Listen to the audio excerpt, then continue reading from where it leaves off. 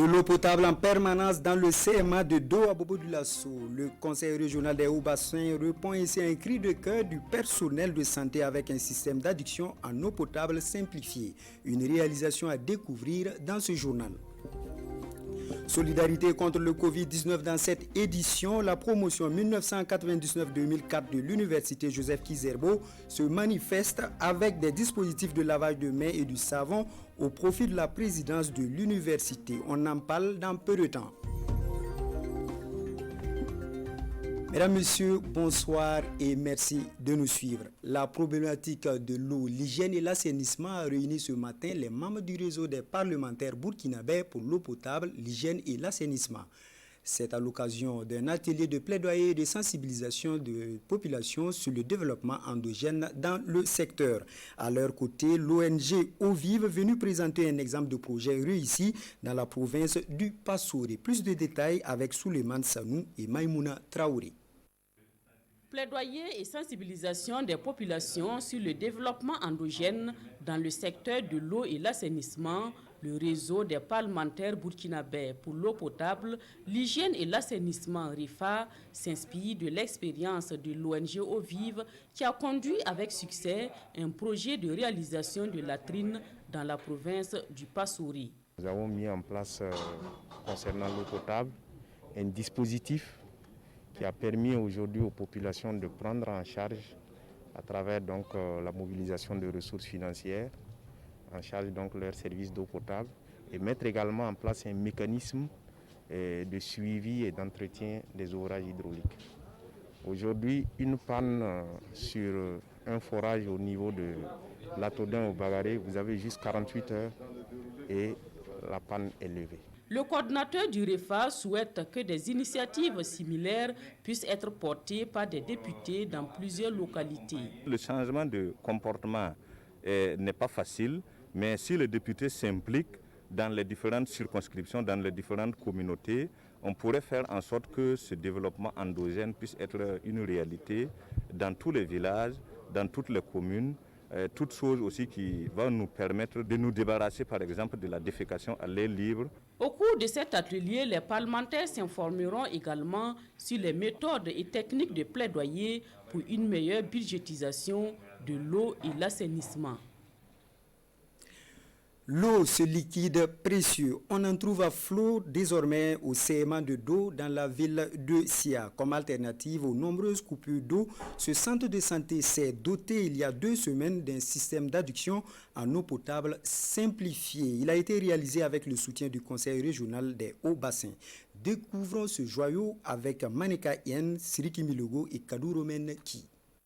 Il y avait des coupures d'eau fréquentes, ça porte un coup à la qualité des soins. Cette situation relève désormais du passé.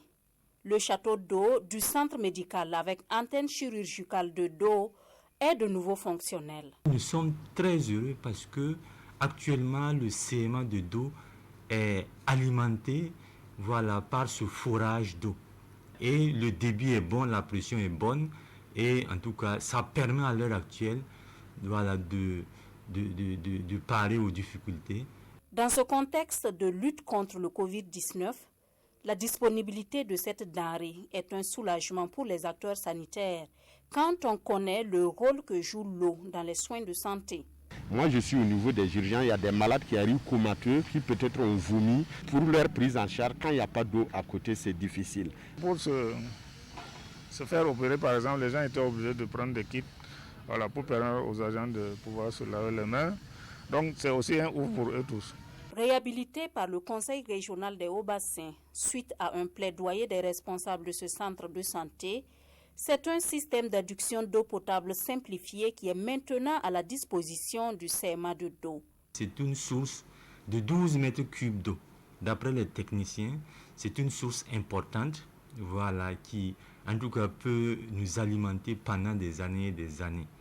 Donc déjà ce que moi je peux dire c'est l'entretien, la maintenance de cet ouvrage. Et je pense que nos partenaires vont nous accompagner toujours dans ce cadre-là. Les travaux d'aménagement de ce forage ont démarré en 2019. Leur lenteur avait entraîné un arrêt de travail de 72 heures des agents du CEMA en fin avril dernier.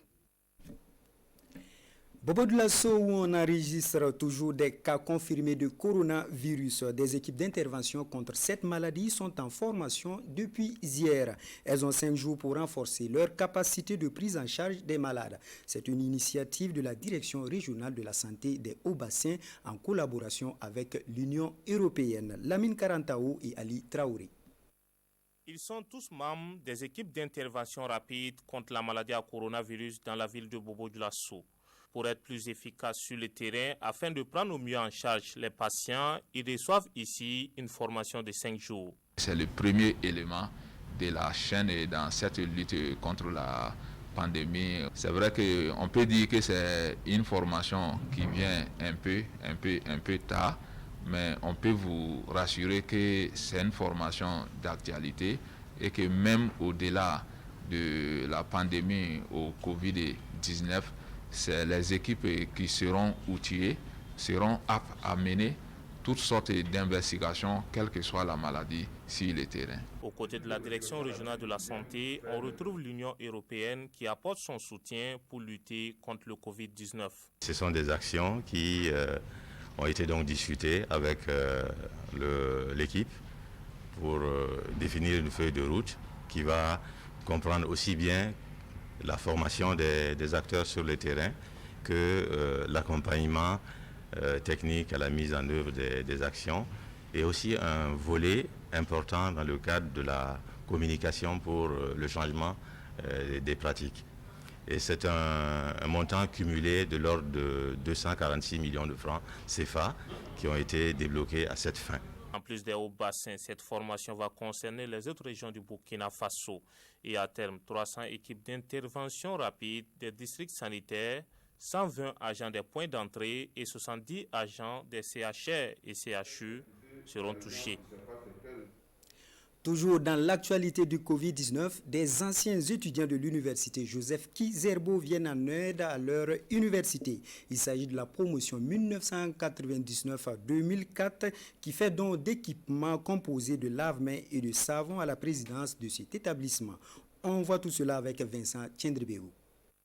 Ils sont d'une même promotion d'étudiants en sociologie de 1999 à 2004 à l'université Joseph Kizerbo de Ouagadougou. Aujourd'hui, en poste dans différentes administrations publiques et privées, ces anciens étudiants retournent dans leur université pour faire un don. Des équipements de lavage de mains, du savon liquide et des cache-nez, bref, du matériel de prévention du Covid-19 remis pour les besoins d'hygiène au sein de l'université. Vu que nous tous on a fait l'université ici, on connaît à peu près quelles sont les conditions, on s'est dit ça fait toujours plaisir que quelqu'un vous tende la main. Le groupe dans son ensemble, je pense qu'on compte tout au plus 150 étudiants. On s'est dit qu'il fallait effectivement revoir et tendre la main à nos petits frères et nos petites sœurs dans cette situation de crise. L'acte est historique et salutaire, dira le président de l'université qui a réceptionné le don. En tant que président d'université, avec mon staff, c'est un sentiment de satisfaction parce qu'ils ont pensé que l'État les a soutenus pour faire des études. Et en retour, ils viennent soutenir les institutions publiques. Ce retour à la maison intervient au moment où la présidence de l'université cherche à regrouper l'ensemble des étudiants de la première université du Burkina. Professeur Rabiou Cissé a alors souhaité que ce regroupement soit l'embryon d'une future association des alumni de l'université Joseph Kizerbo. Vincent Tiendribego, à Ouaïguia, c'est la chambre de commerce qui se veut solidaire des commerçants touchés par le coronavirus. Ceux des grands marchés de la région du Nord ont bénéficié d'environ 5 tonnes de riz et de matériel de protection pour le personnel de santé. La remise des dons avec Irénée Kaboré et Alidou Alain Sawadego. Environ 5 tonnes de riz et du matériel de lutte contre la maladie à coronavirus. C'est la contribution de la Chambre consulaire de la région du Nord à la lutte contre la pandémie.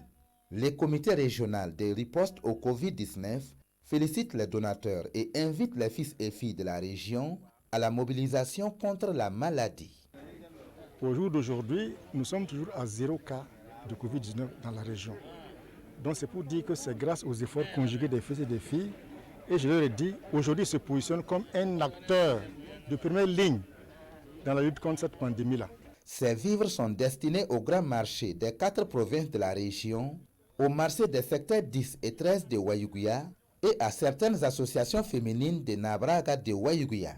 On a voulu quand même appuyer nos commerçants qui ont perdu beaucoup. On a vu la pomme de terre qui a pourri, la tomate, les oignons. Et au niveau de la quarantaine, Ouagadougou ne venait plus à Wayougouya. Donc tout était fermé, tout était bloqué. Nos commerçants n'arrivaient pas à écouler leurs produits. Et vous savez que la région seulement ne peut pas consommer la production de la région du Nord ici. La vice-présidente de la Chambre consulaire de Wayougouya a également encouragé les commerçants de la région à redoubler d'efforts dans le respect des mesures barrières dans les marchés. C'est la fin de ce 19h. Bonne suite de programme.